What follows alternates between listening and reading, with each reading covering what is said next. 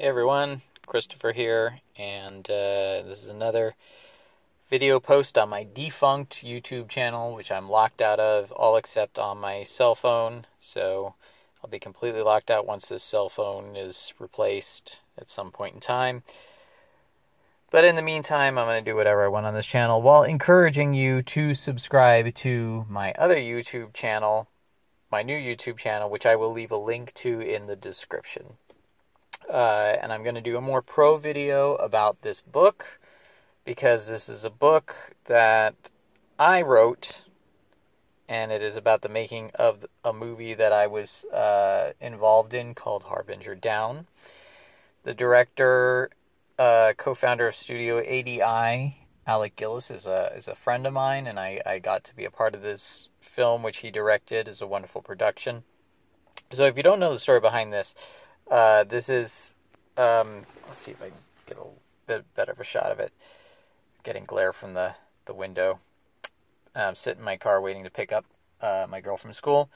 So, anyway, Studio ADI, which was founded by Alec Gillis and his partner Tom Woodruff Jr., they had both worked for Stan Winston doing movies like Pumpkinhead, Monster Squad. They worked on Aliens. They went and they founded their own company, Amalgamated Dynamics Incorporated, and they went on to do special effects for Alien 3, Alien Resurrection, the Aliens vs. Predator movies, Tremors, Starship Troopers, more recently, It, Annabelle Creation, Ender's Game. They did a ton of stuff over the years. It's actually their 30th anniversary. Anyway, they did practical effects for the prequel in 2011 of The Thing, and the thing about The Thing is they did this amazing work that was kind of an homage to Rob Bottin, and they it's just amazing animatronics. And then the movie came out and everything was replaced by CGI, and people are going like, wait, what's going on? Did ADI mess up? Did they do a terrible job? And that's around the time they started a YouTube channel, and they just wanted to put out videos just going like, hey, here's the work we did. We're really sad it didn't make it into the movie, but so you can see it. And they started garnering hits on their videos in the numbers of the millions. Fans of of this stuff started speaking out, and they thought, okay, let's do a Kickstarter and make Harbinger Down. So they did a Kickstarter. I was involved in helping to push that Kickstarter, and I won't take full credit. They had a lot of people working to get funding from all over the place, but my contribution was to help run the Kickstarter. I put together a team of friends who were all fans. We did a kind of a street team and really pushed to get this movie out here. It was a really exciting time. So the Kickstarter was a success. The movie got made. It's on iTunes, it's on Amazon, and it was on Netflix for a while.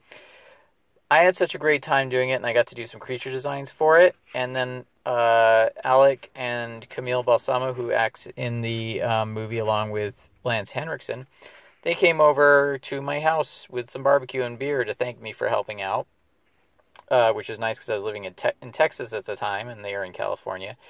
So we had dinner, and after a few beers, I said, hey, I would really love to create a book about the production of this film that shows what went into it. Kind of like, sit on the shelf with your H.R. Giger books and your Stan Winston Studio books, your, Art of Star Wars books, all that sort of thing. And long story short, I got him to agree with it. And after a couple of years of me messing around in my spare time, I got this book.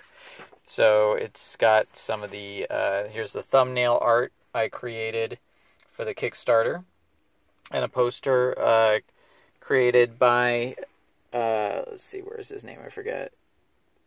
I can't read it. The phone's not picking it up. Jeff Birch. He did several posters. Here's another one. So I wrote an intro, and then I'm going to just briefly take you through this book. So it's, here it is. There's all sorts of stuff I color corrected all the pictures so they look as nice as possible, and there's the sculpting of things like, not just monsters, but beluga whales. Here's a production design I did. It wasn't used, but I got to contribute some production designs. Some other people got to contribute their designs too. And you can see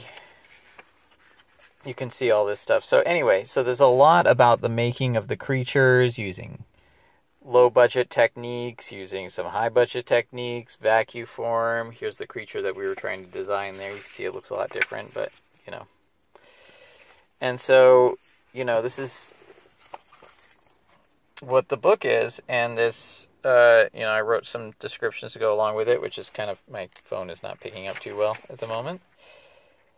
But, all right, focus. Some moments from the script. Anyway, so this is available on print on demand through Amazon.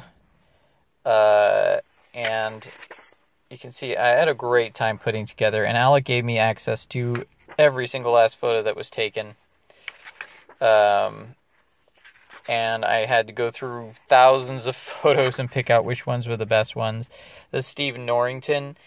He directed Blade, the original Blade, and League of Extraordinary Gentlemen, and contributed a lot of effects to a lot of great movies. So anyway, so a lot of creature art. But it's not just creatures. A lot of creatures. Let's skip ahead a bit here. We don't give the whole thing away. Set construction. This is all built in a warehouse. This is still a low-budget movie. Here's photos. Here's Lance Henriksen contributing some pieces to be used in the set. Lance had some set pieces left over from Alien 3 and brought them in. And they can use them in the set. So there's set construction and there's miniature construction. This is a miniature here. So there's a bunch of their miniature work. There's Robert Skotek of the Skotek brothers who worked on Aliens. So a lot of top-tier talent worked on this movie. And, but they had to do it on a budget. And, use some great tricks, miniature tricks. There's a cotton batting for clouds. Reverse photography. So there's miniature effects, and then there's stuff on the actual set working with the actors. And them having a great time. So, a lot of behind-the-scenes stuff. Lance Henriksen. So, and then after all of that, there's on set, and there's having fun, and then there's premiere night. So this book takes you all the way through from beginning to end. The production and the screening of the movie, all the actors that were in it. Lance, Matt Winston, he's the son of Stan Winston. Reed Cullums, Camille Balsamo, Michael Estem, I think I said his name wrong.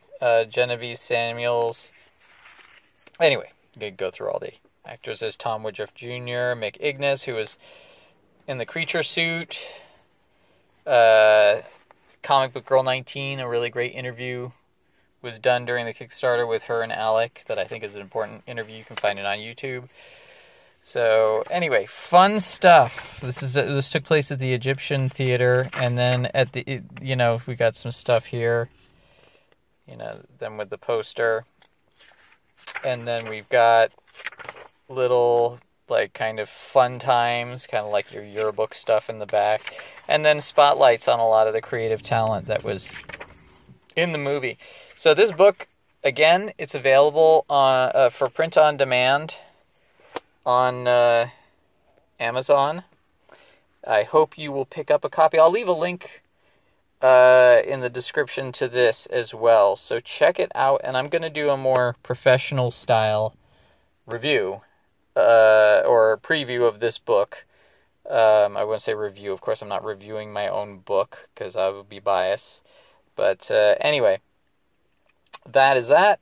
Go subscribe to my new YouTube channel. Pick up a copy of this. You can get it on Kindle if you can't afford the hard copy.